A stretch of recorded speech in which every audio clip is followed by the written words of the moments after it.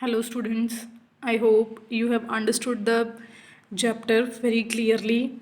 So let's get back with the exercise now. So we will start with the first exercise, that is सही विकल्प पर सही का चिन्ह लगाइए।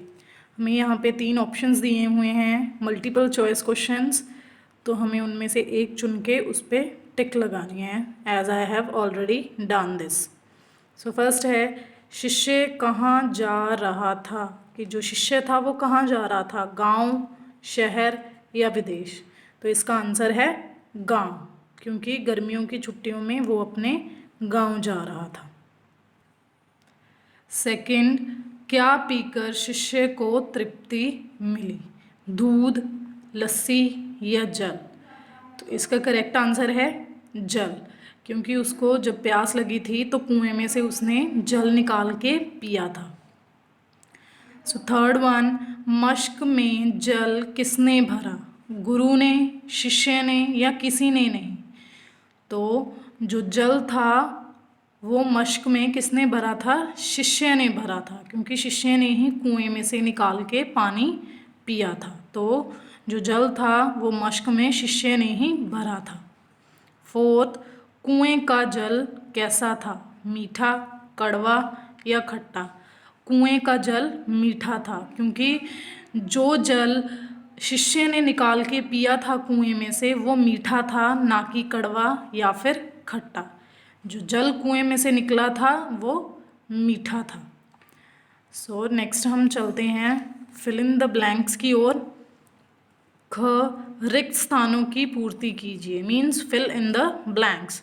पुराने समय में गांव डैश ही जाना पड़ता था, तो इट्स आंसर इज पैदल, कि पुराने समय में कहीं जाना होता था तो हम पैदल ही जाते थे। नेक्स्ट वन इज, डैश ने अपनी मश्क भरी और वापस आश्रम की ओर चल पड़ा। अपनी मश्क किसने भरी थी, हमने ऑलरेडी किया हुआ है, तो मश्क शिष्य ने भरी थी। थर्ड, गुरु जी के जल पीने पर शिष्य को डैश हुई। जब गुरु जी ने वो जल पिया था तो शिष्य को क्या हुआ था, शिष्य को खुशी हुई थी, उसे खुशी थी कि गुरु जी ने उसका लाया हुआ जो जल है वो पी लिया। फोर्थ, जब उस शिष्य ने जल पिया होगा तो उसके मन में मेरे लिए डैश उमड़ा। तो गुरुजी कहते थे कि जब उस शिष्य ने जल पिया होगा तो गुरुजी को उसने याद किया और उनके मन में उसके लिए प्रेम आ गया और वो उनके लिए जल ले आया। सो नेक्स्ट, सही वाक्य पर सही तथा गलत वाक्य पर गलत का चिन्ह लगाइए, means we have to do tick cross. अगर तो जो सेंटेंस हमें दिया हुआ है वो सही है तो हमें टिक करना है, और अगर वो सेंटेंस गलत है तो हमें क्रॉस करना है। सर्दियों के समय में शिष्य अपने गांव जा रहा था, तो बात चैप्टर में गर्मियों की गई है, तो इसीलिए यहाँ पे क्या आएगा, क्रॉस। शिष्य प्यासा था, जब पैदल जाते हुए उसे प्यास लगी थी तो उसने कुएं में से पानी पिया था, तो शिष्य प्यासा था, तो हमने ये टिक किया हुआ है। थर्ड वन, कुएं का जल मीठा और ठंडा था, सही, क्योंकि जब शिष्य ने जल पिया था तो कुएं का जल वो मीठा भी था और ठंडा भी था।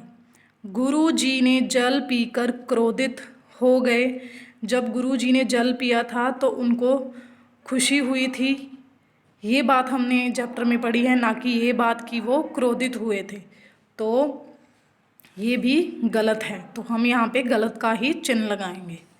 दूसरे शिष्य ने जल को मुंह में लेते हुए कुल्ला कर दिया। तो जो दूसरा शिष्य था जब उसने मश्क में से पानी पिया तो उसने कुल्ला कर दिया था, ये भी सही है, तो हम यहाँ पे सही का निशान लगाएंगे। So I want to tell you something that the same way I have mentioned the date here, likewise you have to also mention the date and then you have to start your exercise. Try to do it yourself first, then see the answers. I hope you have understood it. Thank you.